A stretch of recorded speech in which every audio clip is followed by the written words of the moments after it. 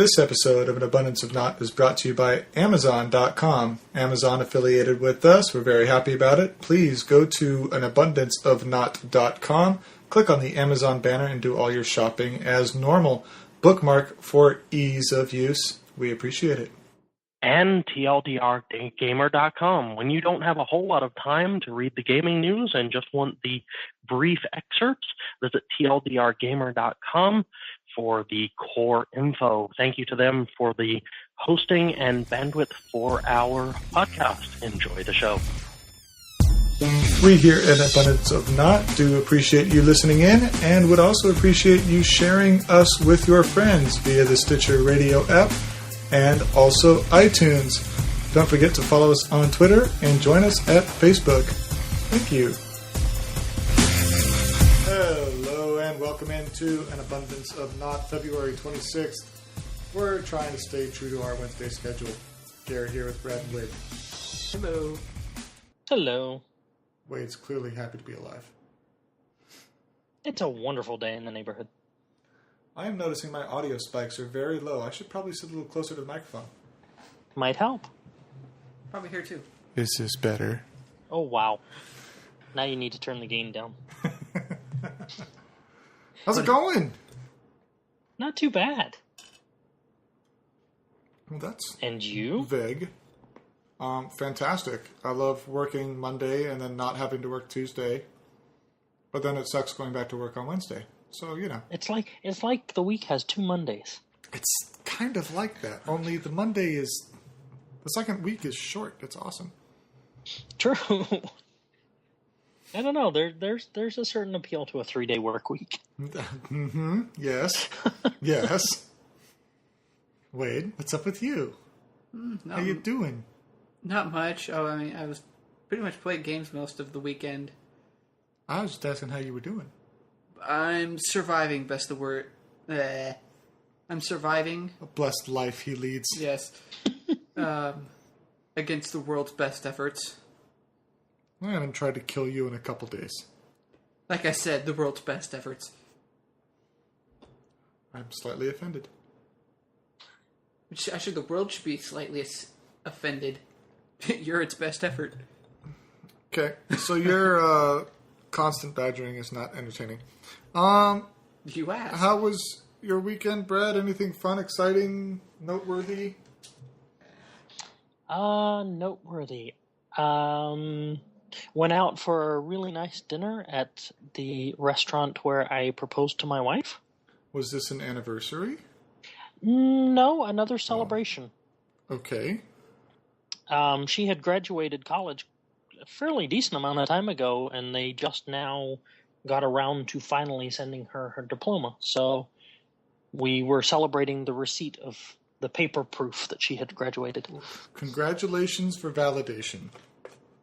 Yes, absolutely. So that was a rather lovely evening. Homebound stuff, built a dresser, you know. Was that IKEA? Did you test your marriage? I threw the instructions at the wall 3 times, and the thing magically fell together. Fantastic. Just Sounds tossed like all my kind the of furniture. tossed all the pieces up like Lego. We just. That's it. Nice. It looked like that scene from Lego Movie. You know, I did a couple jumping jacks, and then everything just kind of... My day went well after that. Nice.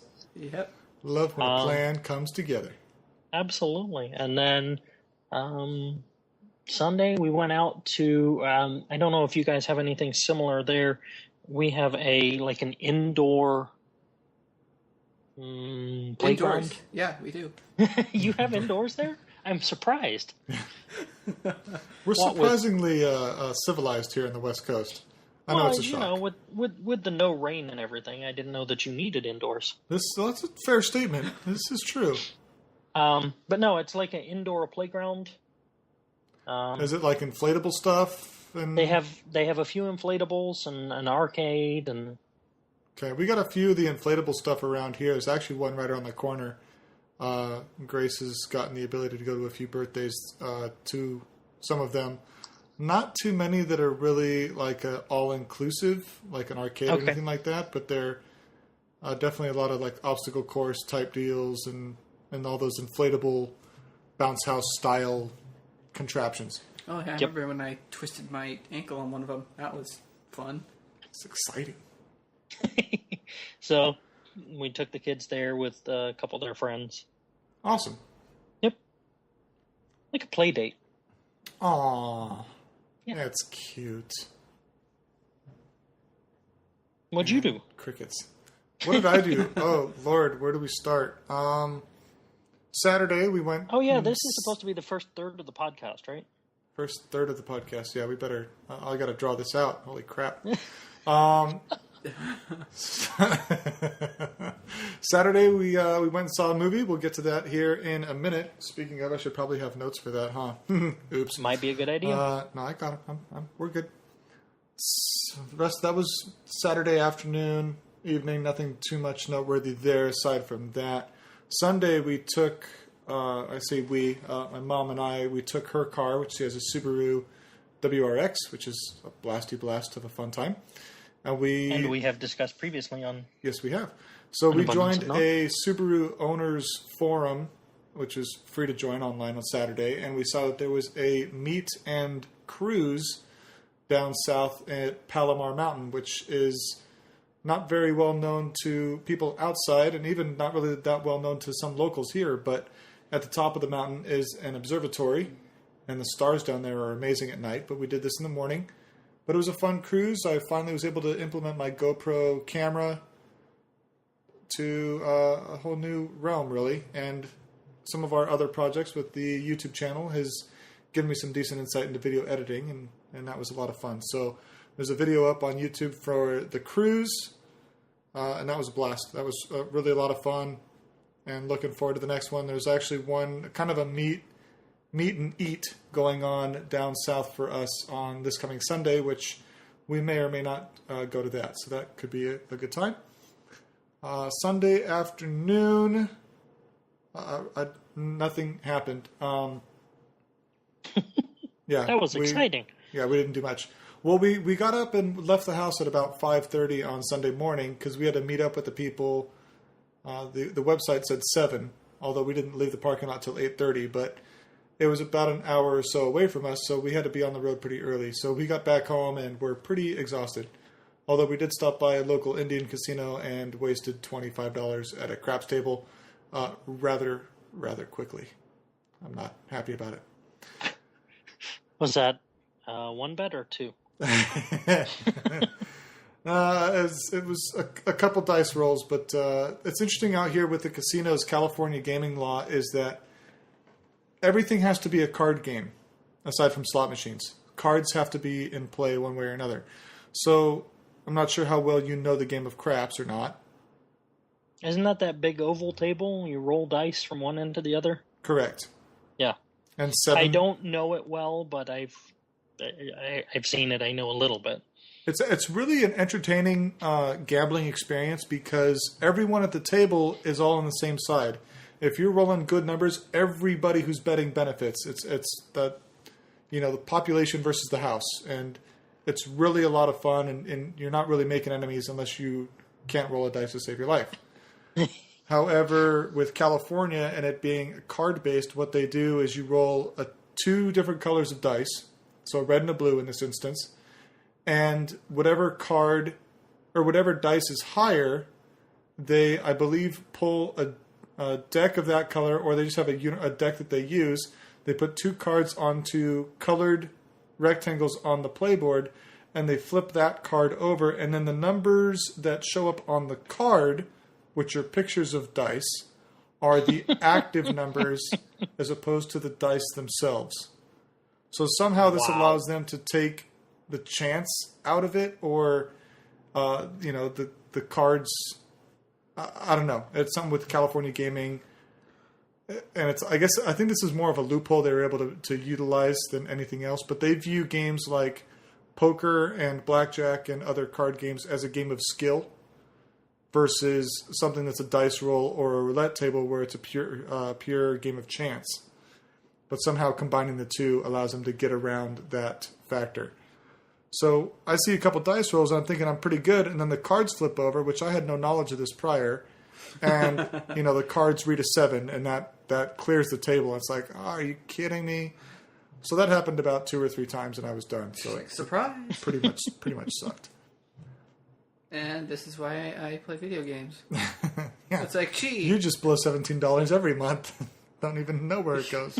I know exactly where it goes, but it's not Thank you, like Blizzard. yeah. Mm-hmm.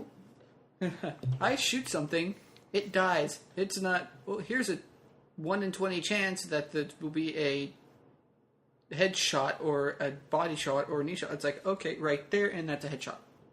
Okay, great. Nice. I don't need to take any gambling chances. I know if I shoot you, you die. Fine. Not a lot of reward there, though. That's the whole point of gambling: is high risk, high reward.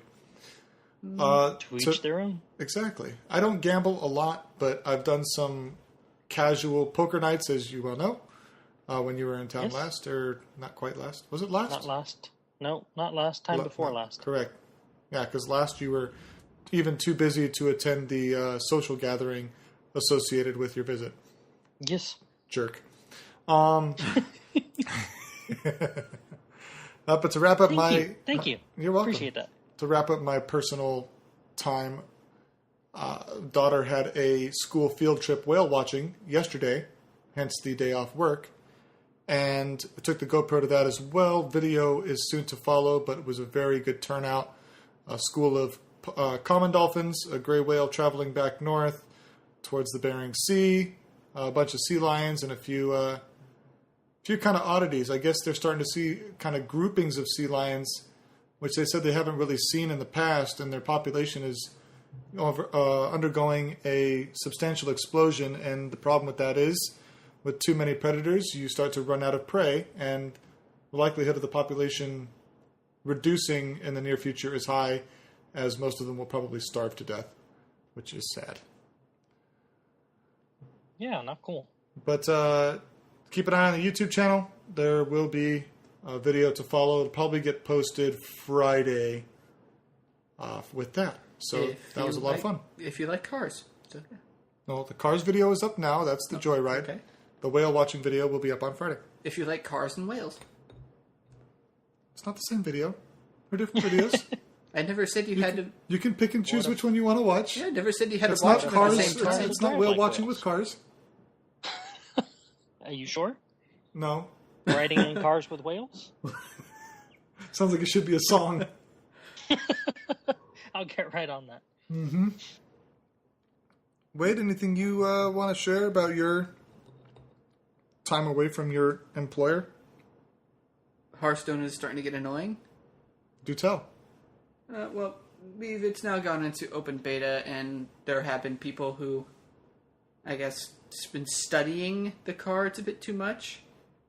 And I've now been at the mercy of some plays that have just been ridiculous. I mean, the whole game is ridiculous, but I mean, there's just some plays where it's crazy. Where if you're playing a druid, they have a card that allows you to summon 3 tree ents, 2 health, 2 attack tree ents.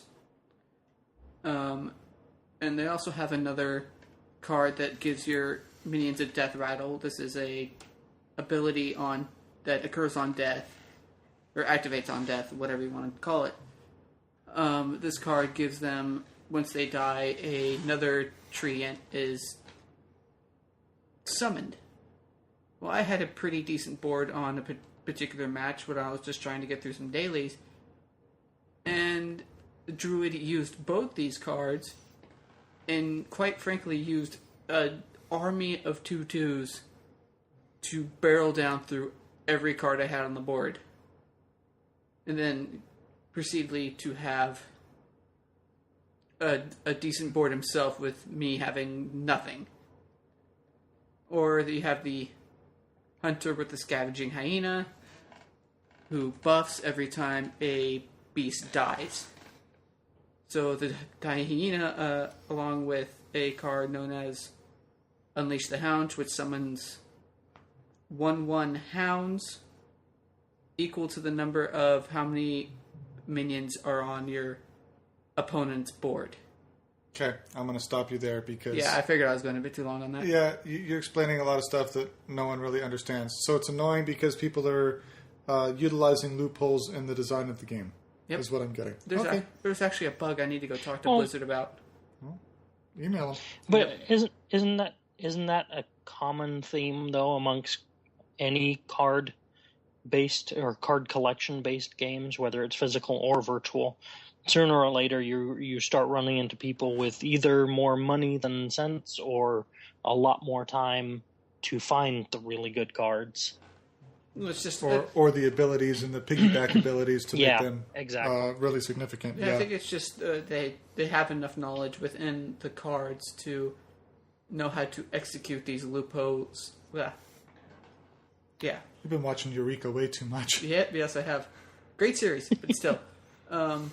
To exercise these ability or plays to a crazy degree. So I need to go in and, learn myself. Fantastic. You learn it. Learn it good. I will try. Learn it more better. That's right. Much more better. Anything else you want to contribute? Got back into State of Decay. Fantastic. Zombie survival game. That was getting kind of fun. But let's do movies. Yeah, let's do movies. Without further contribution, we will do movies. So, coming out this week, we have Non-Stop. This is the Liam Neeson U.S. Marshal on the plane thriller movie where he is being set up by unknown perpetrator who is demanding money, but the money is going to Liam Neeson's character's account. And so he's being totally framed for murders that are taking place on board the plane that he is supposed to protect. Is it like every 5 minutes someone else on the 20 plane or dies? something. The trailer says I'm going to kill someone every 20 minutes or something like that. Until he gets the money, which is... which is deposited in Liam Neeson's account, which frames him as the assailant, murderer, whatever. He's an air marshal. He's a U.S. Air Marshal, yes. Yeah. Sounds like an exciting one to watch right before a flight. It's right. Sadly, watch it on the plane. Sadly, the critics don't agree. It's only got a 38% rating. We'll have to maybe dig into that further on why that's the case. Additionally, coming out this week, one I will be not rushing out to see, Son of God, which looks to be a Passions of the Christ type movie. Definitely a story of the life of Jesus as it appears. There was a trailer for that at Pompeii, which we will get into in a moment. Speaking of another mockery of the church, they were making the story of the Savior a spectacle again.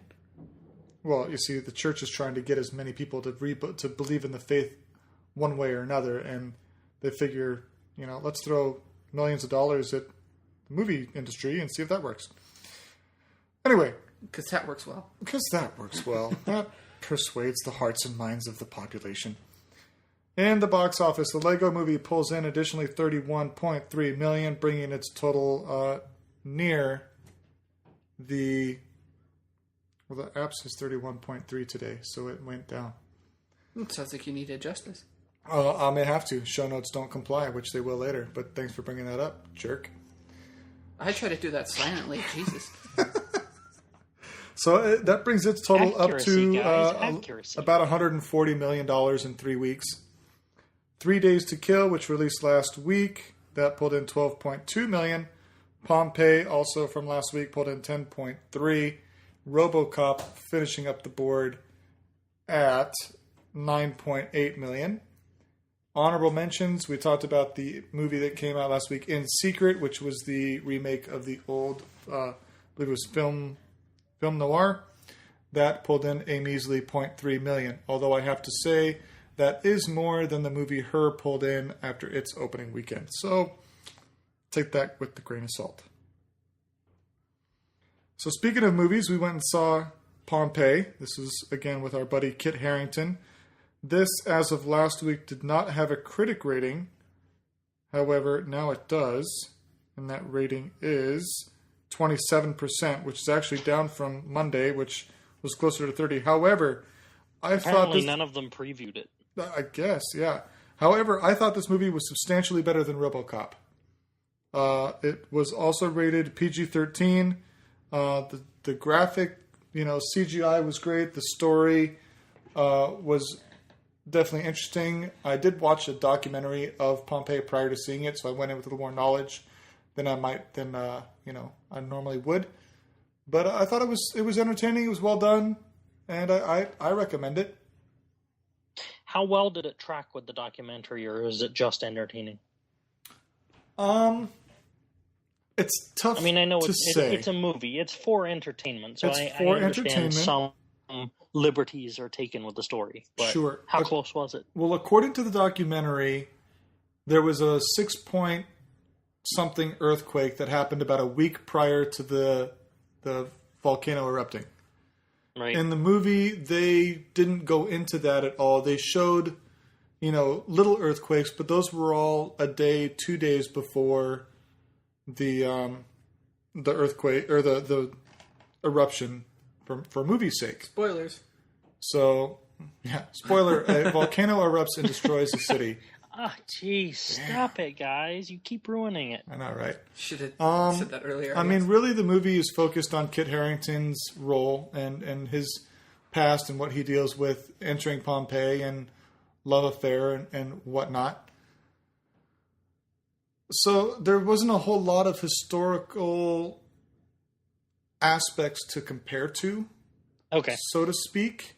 I mean, It's more of a obviously, story set in the closing days of Pompeii. exactly. Pretty much. Okay. What is interesting, though, and I found this out with the documentary, is that when they first started excavating the city of Pompeii, they found that the ash and whatnot had formed cocoons around people's bodies. But over the ages, the bodies had since decayed and left a void. So they opened a hole in these voids and filled them with plaster. And once further excavation occurred, now you have all these statues of people in essentially their last moments, their dying position, forever Immortalized? Yeah, more or less immortalized as stone throughout the statue. And the movie uses that aspect as kind of the opening and closing for the movie itself. I was trying to word that better, and it wasn't The opening happening. and closing of the film? Exactly. What was interesting, though, about that is the culture at the time cremated all its dead. So no cemeteries, everyone was just, incinerated. Sure. So when you had all these cavities of remains, that was a really rare find because they could examine the bone structure, different aspects, and you could tell what they ate. There was illusions of telling sexual orientation or habits, something to do with the way the bones have, decayed, the aspects of their remains. Essentially, they didn't go into that.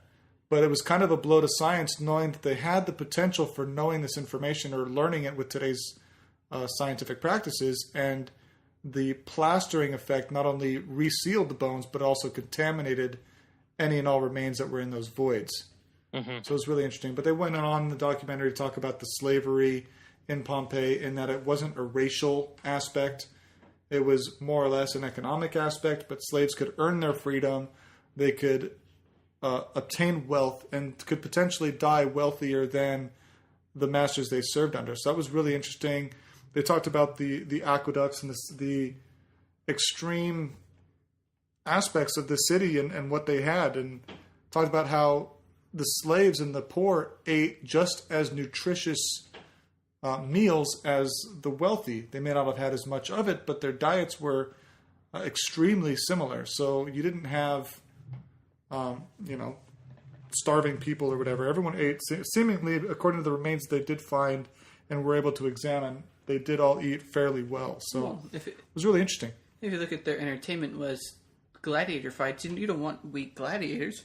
That culture was a very sexual culture. There was all sorts of promiscuous activities taken across the board. You want your money's worth when you're going to the Colosseum. True. So you want big guys who are, nutritionally healthy. But not all slaves were gladiators either. Well, still. So, No, it was still a good movie. I mean, they didn't go into a lot of those aspects. The documentary is on Netflix. It's really entertaining and really can give some good insight going into the movie. So I would recommend, if you're thinking about seeing the movie, watch the documentary prior to. Did you have any additional thoughts for the movie, Wade, that you want to share? No, not really. You pretty much encapsulated them. Fantastic. Moving Marvelous. on to maybe more indulgent conversation. We'll leave it to you, go Brad. on. We'll have it. No, we're kicking it to you. We're turning over the reins, so to speak. To our That is member a outside dangerous the studio. thing to do. Yeah. So I've heard. So have you guys heard about the deal that Netflix did with Comcast this last week? I have not, but I've heard there's some buzz. Roughly. There is a lot of buzz, and it bears significant discussion. So I'm going to try and sum it up as best I can and give some insight as well. So there was a court case several months ago where the Supreme Court struck down the FCC, who is in charge of all the communications and cable companies. It struck down their authorization to make rules about what is called net neutrality. And basically what net neutrality is, it's a set of rules that guarantee the neutrality of the way traffic is carried across the internet. For example, if you're connected to Comcast and I'm connected to Verizon, under the net neutrality rules, neither company can discriminate against the other's traffic. Both, when I email you and you email me, all of that data has to be carried as equally important. Okay. So the Supreme Court struck that down, essentially saying that they didn't have the jurisdiction to make these rules. So let me stop you right there just so I understand. Yes. The FCC was trying to create rules to reduce internet neutrality or to maintain or promote it? They had rules to enforce it, to create it, to maintain it. To maintain the neutrality. Yes. Okay. Okay? Now, this becomes important because the way the internet is constructed, it's a bunch of interconnected smaller networks. For example, you are connected, just to continue with the argument, you are connected to Comcast. Okay. And Comcast has their own network. And you are interconnected with all of Comcast's other customers. And I subscribe through, we'll just continue to use Verizon. And so I am interconnected with all of the other Verizon customers. But there's no way for me to talk to you unless these two networks are connected. Yes. Okay? So you have a server that I want to connect to. So I type your web address in, and it goes out and says it's not on my network, and that's when it starts roaming through the other networks looking for your server.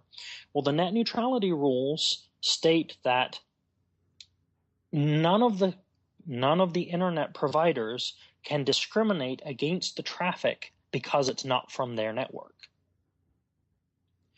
So this sets up, now that that's struck down, that sets up the situation that we have had for the last several months, where Comcast customers have been complaining about the speed of Netflix service.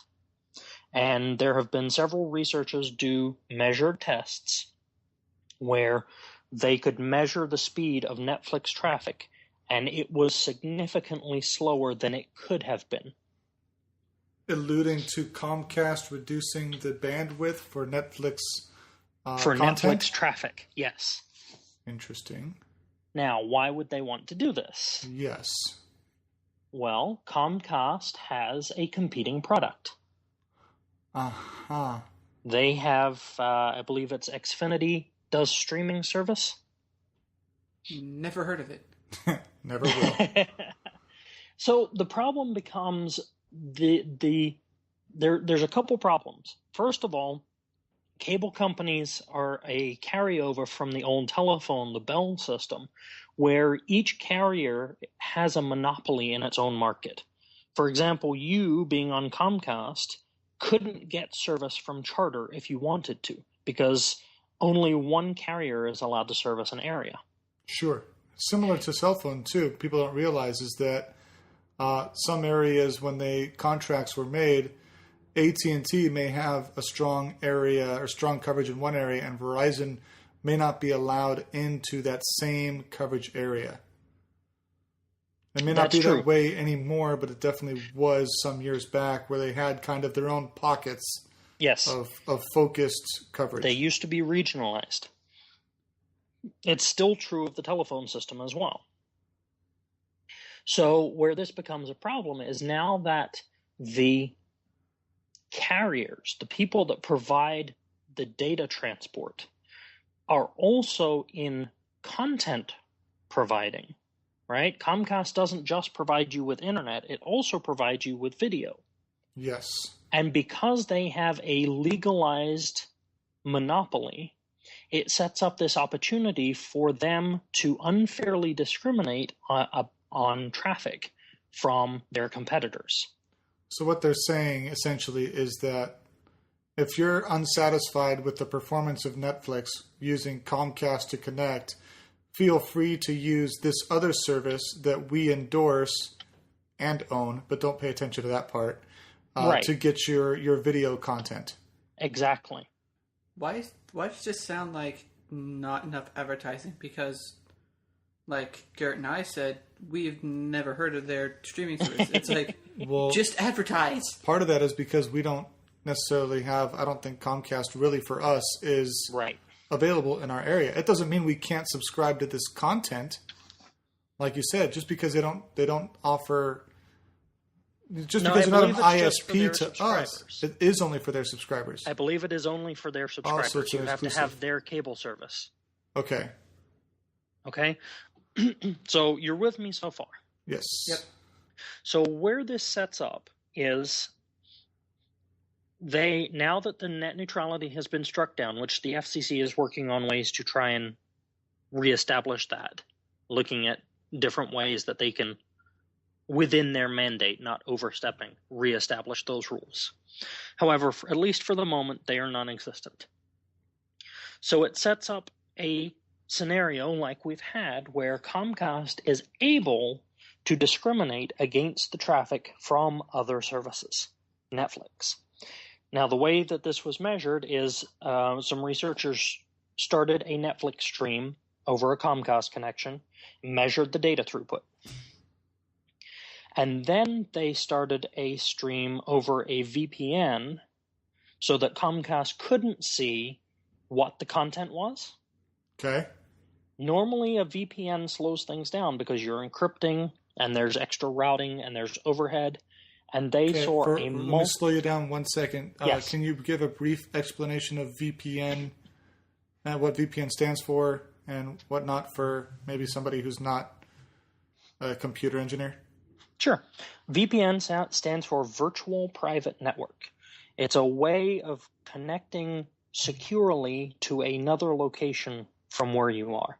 It's used a lot by companies for remote employees to connect into their internal network securely.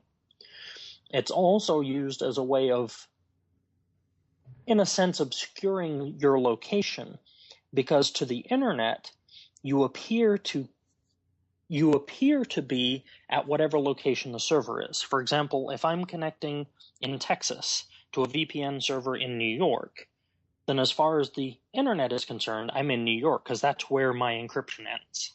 Sounds like something the NSA would have a problem with. Yes. But that's another discussion. Yep.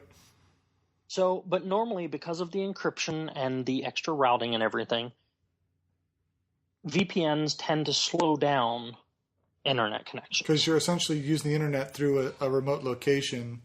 You're using two computers to get to the internet as opposed to connecting to it directly. More or less, yes. Okay. except they saw a multi-fold increase in streaming speed. Which would indicate there's a bottleneck somewhere else. Yes, that Comcast was deliberately throttling the Netflix stream. Now, did they do a test where they went to some other, like, say, Comcast's streaming service and tested the speed there to show that there was a difference? That I don't know. I didn't read that far. See, that's the troubleshooting mindset in me. Okay, we see we have a problem here. Do we have this problem globally? Or is it just, like I said, is it just through this content? It's only Comcast, or mainly Comcast subscribers who have been complaining. Well, no, when I say globally, I don't mean globally in the world. I mean, do I have the same throttled content on YouTube? Do I have the same throttled speeds on iTunes? Do I have the same throttled speeds across my internet connection? Or is it only through this Netflix? Is it only through these isolated It was majority affecting Netflix. Sure. Other stuff was being throttled, such as BitTorrent and YouTube, but it was mostly Netflix. Gotcha. Okay. So where this plays in is this deal that Netflix did with Comcast was to reestablish, get in good graces and reestablish the speeds with Comcast customers. Okay. I think it was very big on Netflix part to do this because they're already paying for internet. I believe Netflix's internet service provider is a company called Cogent. It's one that you've probably never heard of. Most of our listeners will have never heard of it. It's one of the ISPs for big companies. Got it. Okay? It's essentially direct connected into the backbone of the internet. You don't go through several hops. You have a hard connection into the big pipes. Nice. Yes, well, they need it. Yeah, of course. Statistics have shown that during the evening hours in the United States, 34% of all internet traffic is Netflix. We're guilty. Absolutely. Probably 3-4 nights a week. We're guilty for sure. Your family and mine both. Yeah. The service is good. Why not? Exactly. So 34% of internet traffic in the evenings is Netflix streaming. So Comcast essentially held Netflix hostage, is what my analysis is looking like. That, well, you have a bunch of customers on our network. You want them to enjoy your service properly.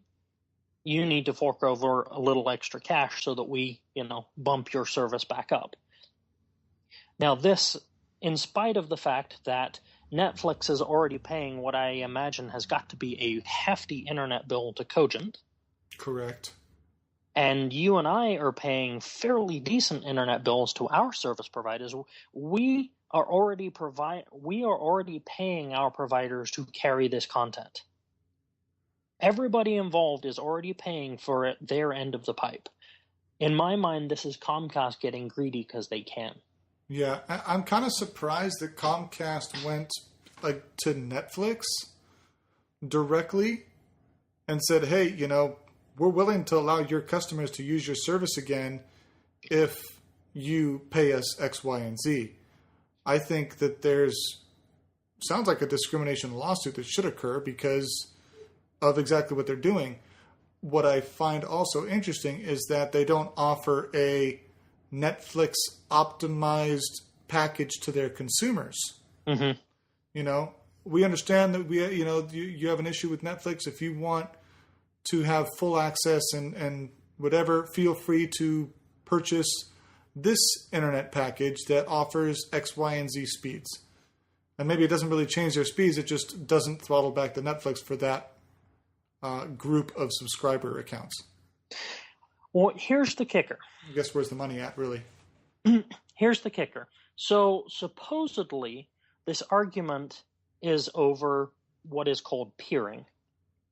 And that is where the networks interconnect with each other. So in this case, Comcast connects with Cogent. The two companies have a connection. Now, in theory, that makes them semi-customers of each other. So Cogent should be charging Comcast for providing them connection, and Comcast should be charging Cogent for providing them connection. Except under this big business agreement called peering, all the internet service providers agree that the balance of traffic in versus traffic out essentially cancels each other out, and they just, out of the goodness of their hearts, agree to carry each other's traffic. Sure. Okay? Otherwise, you got to monitor who's sending and receiving what to try to determine exactly where the money is, and is it really worth that much effort and whatnot. And the internet, grinds to a halt. Yeah. So these peering agreements are in place. Netflix is paying its internet bill, we're paying ours, but Comcast is throttling their side of it, saying Netflix is dumping a lot more data into their network than is coming out. Therefore, the peering agreements aren't fair because they're having to carry a lot more traffic than they're sending to Netflix. Which kind of makes sense until you dig a little deeper and realize that Netflix has actually already covered this problem. They have a program, which we're going a little deeper than normal on this one. Yeah, we are. But they have a program called, and I just had it up and I lost it. It's called Open Connect, where Netflix, at no charge to the service provider, will give them Netflix servers to put in their network. To minimize bandwidth across the peering link. Huh. So it's joined by a large number of providers. Frontier, Bell Canada, Virgin, Cablevision, Google Fiber are all members of this. Netflix has provided them servers. They transfer the most popular, or what they calculate to be the most popular content during off-peak hours, so that when your subscriber connects to a video, it comes from a local server, not from Netflix. Makes sense. Comcast doesn't want to join. Of course not, because they have a competing product they're trying to get subscribers on their product for. Why would they make it easier to give money elsewhere when they could try to maintain it for themselves? Exactly. Yeah. Now, where this opens a big problem for the rest of the internet, especially for you and me in doing content creation, is with no net neutrality and with a precedent set that service providers can charge content creators to carry their content, where does it stop? When do we start getting emails and letters from Comcast and Frontier and Verizon saying, hey, we're carrying your podcast. You need to pay us to carry it?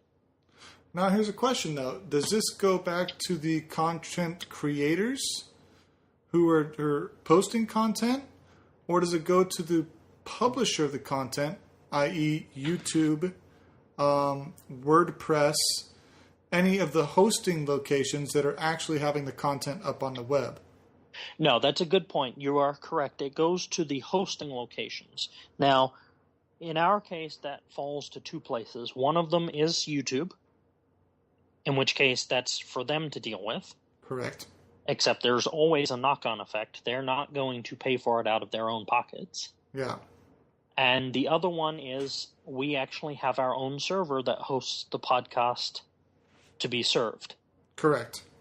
That comes out of our pockets then. Yeah, because it's our own it's our distribution. server, it's our bandwidth, it's our connection, it's our money. Yeah. Now, doesn't that seem like a kind of a, I don't know if it's a catch-22, but we have, content creators can turn around and say, well, they're connecting to you because they want to get to our content.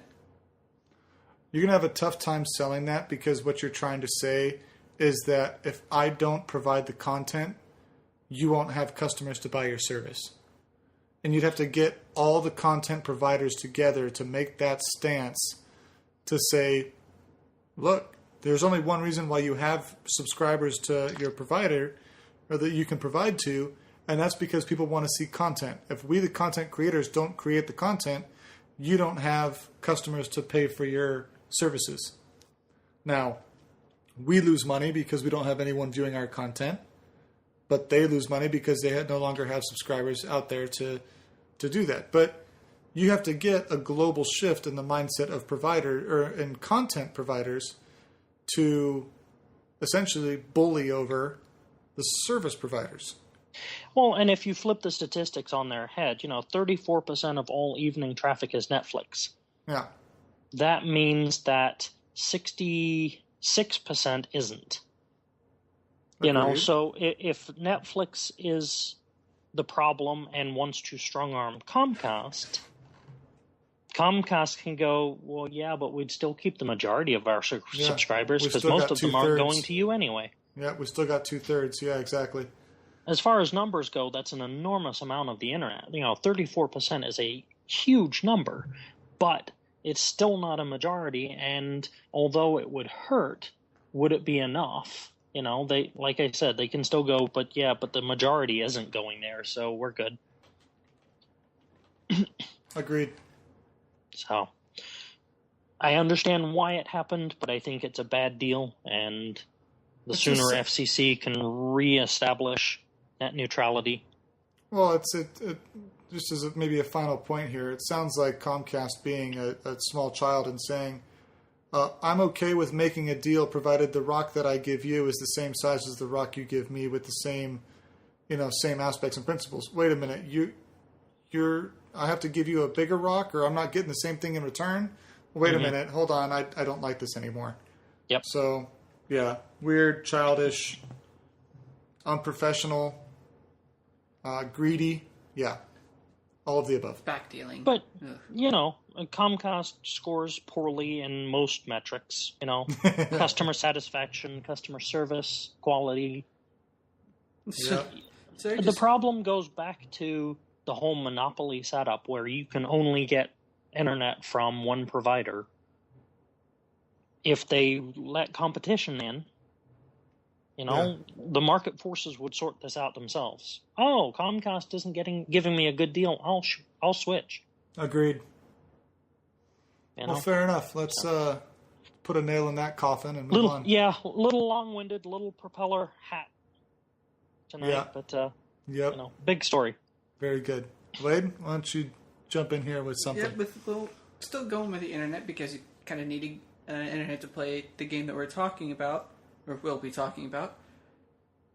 Xbox One, Microsoft, is offering a price cut on the Xbox One with the Xbox One Titanfall bundle. Now, they're offering the game with the standard issue Xbox One, which comes with a wireless controller and headset, along with the Kinect, which do people really need? I'm going to go with no. Now, they are offering the game with it, as I said, but still at the same price. So you're basically getting an extra game, but still with the same price as what you'd be doing with a normal Xbox One package. So you're getting the game free. Pretty much. You look at it as you're getting the game free, or you're getting a $60 discount on the console. Right. Take your pick. Microsoft is looking at it as Titanfall as a system-selling game. Now, I also heard that in the UK they were offering a $30 to $50 decrease in list price of the Xbox One no bundle. They were just dropping the price. So, I wonder if that'll follow suit in the U.S. market. It sounds like the Titanfall bundle is the following suit. I think what happened from what I saw is that they lowered the price in the UK and then subsequently decided that, hey, okay, we're not going to lower the price in the US, but we'll give you this highly sought-after game free of charge. Pretty much, right. Yeah. Now, is Microsoft the publisher for Titanfall? I'm not too sure. I think That would it was have been interesting to know, because it'd be curious to see, how much of a discount are they actually giving? Yeah, is it robbing Peter to pay Paul in their own divisions, or is it, what kind of deal are they making with a third-party company? Are they spending $30 per each game instead of the list price of $60 so that they're only really out $30 as opposed to 60. That'd be interesting. It's a Respawn Entertainment published by Electronic Arts. There we go, EA. So it's EA. And it's a Microsoft exclusive. Well, I should have known that because that's on Origin on. Yes, it is. It is EA. So, obviously, it's not in their own pockets. The EA has a contract with Microsoft to be exclusive with them, as so does many other publishers like Insomniac Games and etc. So, interesting. And yeah, I'd be curious to see what the sales figures are to date for Xbox One versus PS4. PS4 is still beating Dominating Xbox the One market in sales. So they're really trying. I guess really trying to hope that with this bundle that they can spur people on to buying an Xbox One with the sought after game. Now I'm still not going to get an Xbox One because, well, as I said before, Titanfall is on Origin, which is on the PC, and the PC runs it better. I'm going to touch base back on something you said a minute ago, and that is with the Kinect that you feel most people don't need. I'm not going to agree or disagree, because I think a lot of the other optimized systems that the Xbox One comes with, the fact that it's a all-inclusive device, it's voice-activated, whatnot, I think is dependent upon the Kinect. But it would be interesting to see if Microsoft would release a non-Kinect optimized unit for the sake of pure gaming and exclusive gaming, and what that system would cost. Because, correct me if I'm wrong, the 360, it was like $100 or so upgrade to purchase a Kinect for the system. Yes, it was. So, or is. It was and or is as presently, yeah. So if they were to come out with a gaming controller only, non-one device inclusive Kinect optimized unit, would that unit then be at the same price point as the PS4? And would they even have the desire to do that? I mean, that to me sounds like a smart business model, but I don't know. Unless the market forces it, they have no desire to do it. They've already come out and said, well, they've come out and said a lot of things, but yes. One of the things that they did come out and say is that the Xbox One is dependent on the Kinect for the way it operates for some of the features. That was my question. What features are dependent upon it? And could you strip out the Xbox One of those features and reduce the price because there's no Kinect? I've got to think that the answer is yes. Yeah, I mean, I'm sure the capabilities are there. It's just whether there's any market demand for it to happen. You know, the market demanded that it not be permanently internet connected, and they switched it. The market demanded, there was that thing on resale of games, and they switched. But this one has stuck. Apparently, there isn't that much of a demand. It'd be interesting to see if the price of an Xbox One came out no Kinect at, say, $10 to $30 cheaper than what a PS4 is. It might swing some heads. I would think so. You know, there are the diehard loyal fans, and then there are people that just want to play games. Correct. And for the ones that just want to play games and have no interest in all the extra fluff, you know, that $100 is a game and a half. Agreed. Yep. Exactly. You took the words out of my mouth. Well, technically, if you want to go to indies, that's darn near 10. Yeah. Yeah. Buy a bunch of cheap indie games for sure. Sure. You know. Interesting. But I think food for thought. I did read that they have no intentions on not selling They have no intentions on selling a non-Kinect Xbox One. Sure. So. Yeah. But like we said, they had all the intentions of having a pure DRM based system. They had all the intentions of permanent internet connection. Permanent internet connection, and those obviously fell by the wayside. So, like Brad said, if the market were to demand that, they come out with something that was more economical, and that was the system that obviously everyone balked at when they announced it, you would think they would have. I would have thought that at E3, when the community when they came out and said, "Listen, we're making a gaming console, but not really for you gamers. We're making it for everybody else." And the community said, "What the hell are you doing?" that someone in the back room would have said, hey guys, what if we kind of do both? I don't know. And yet, where the Xbox 360 had outsold the PS3 quarter over quarter for, I want to say it was in the teens of quarters, 13, 14 quarters. Now the PS4 is outselling the Xbox One. Now, if memory serves, and I'm digging deep in my brain here, which is not a vast pit of knowledge. I want to say exactly. I want to say the 360 was a cheaper unit than the PlayStation. Now, maybe that was because I'm comparing it to the higher hard drive backplay compatible PlayStation that I have. But I want to say that the 360 was a cheaper, or perhaps cheap is not a right word. It always has a negative connotation. But a less expensive console. So I'm thinking that the Xbox 360 was around $300 and the PS3 was around $400.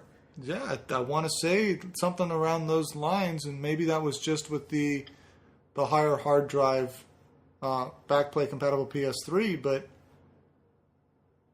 I want to say that was a situation, and if that is the case, then clearly the market is not necessarily based on features, but is truly based on price. Yep. I mean, the N64. What does it cost to get into the system? Yeah, I mean, the N64 was $150, maybe max $200 unit. It wasn't a significant burden for someone to go out and buy a N64.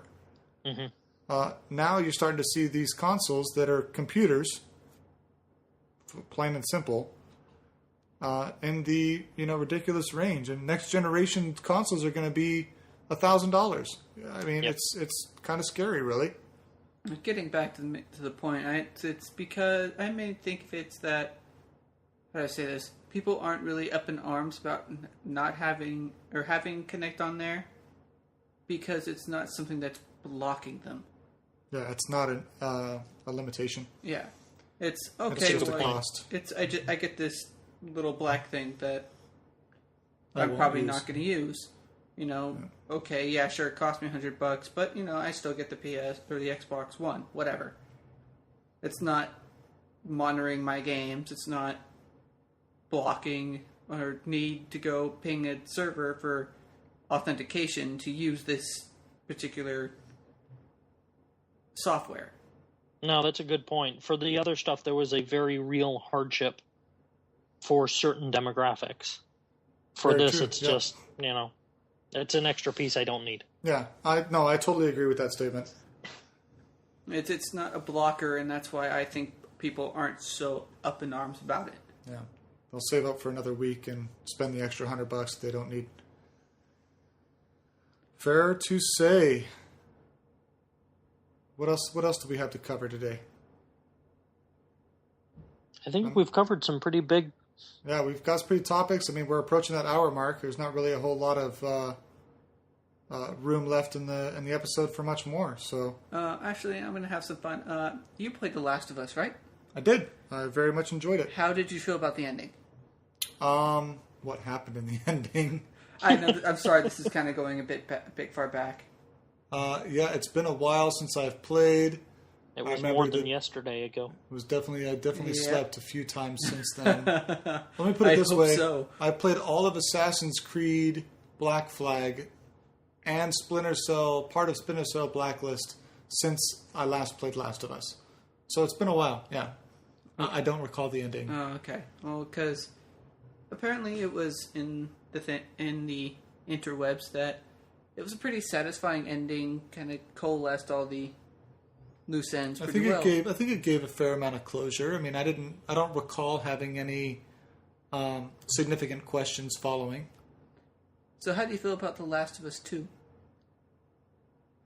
I mean, if it focused on different characters maybe, and it was someone else's experience in a different location, mindset, whatever, then I'd be fine for it. Because if you figure this apocalyptic factor happened globally or nationwide, whatever, then you've got a lot of different options of characters and stories you could do.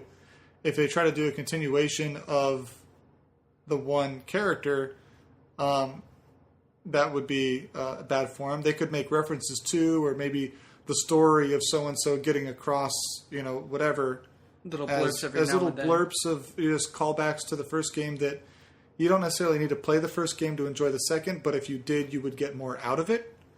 Then I could see that making sense. It's where, like, little bits and conversations where, like, I heard some guy and a girl are making their way through, Yeah. I don't know, Texas. I haven't played the game. Or, what would be really cool about it, though, is in Last of Us, not only did you have the fungal zombies to deal with, but you also had these other soldiers that were monitoring and maintaining areas.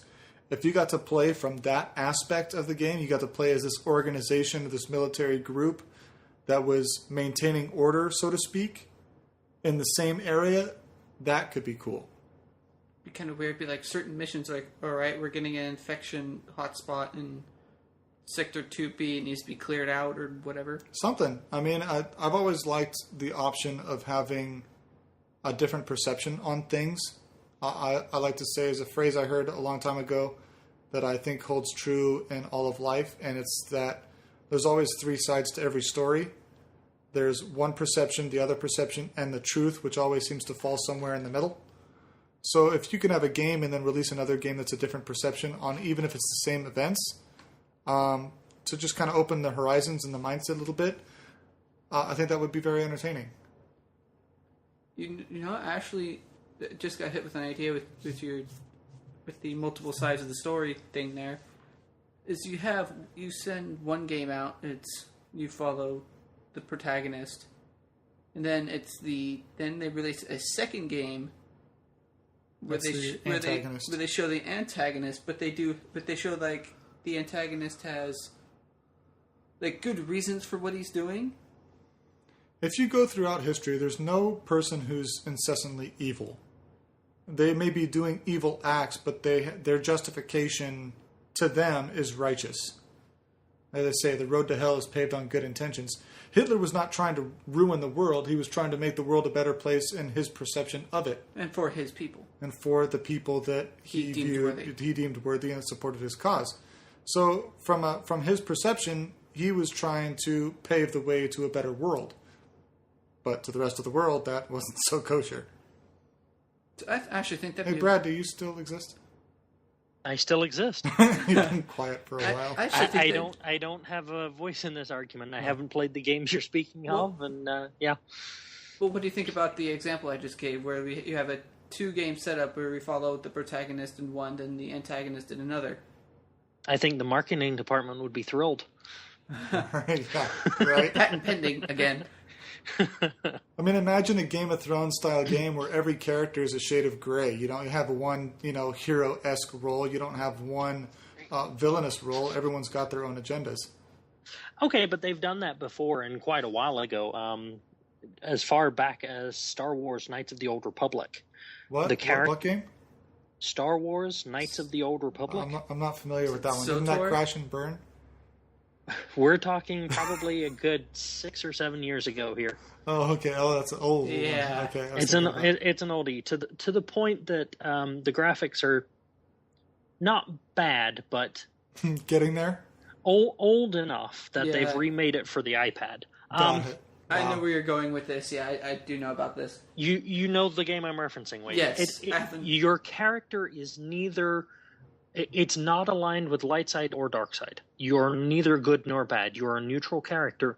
And as you progress through the game, you make choices, either good or evil choices, that slowly align your character.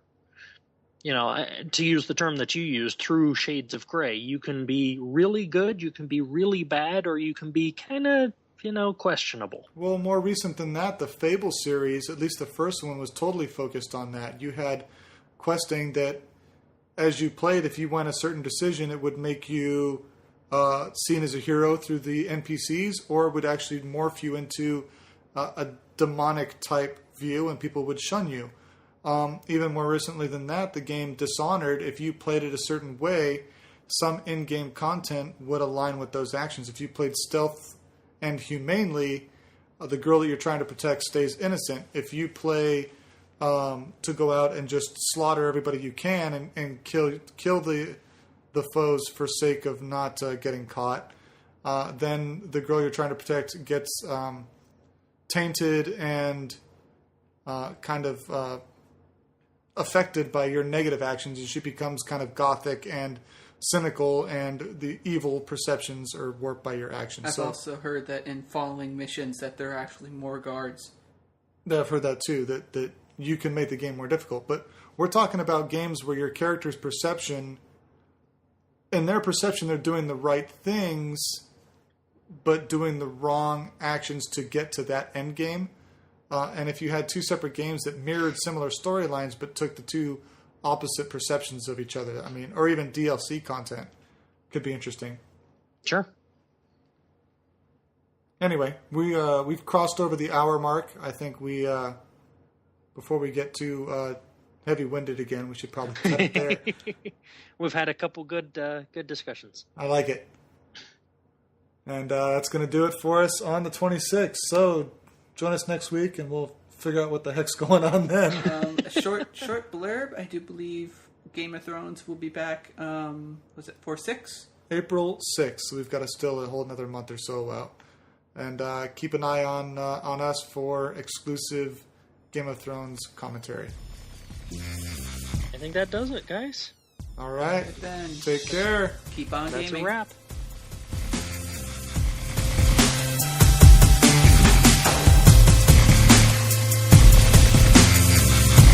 We here at Abundance of Naught do appreciate you listening in, and would also appreciate you sharing us with your friends via the Stitcher Radio app and also iTunes. Don't forget to follow us on Twitter and join us at Facebook. Thank you.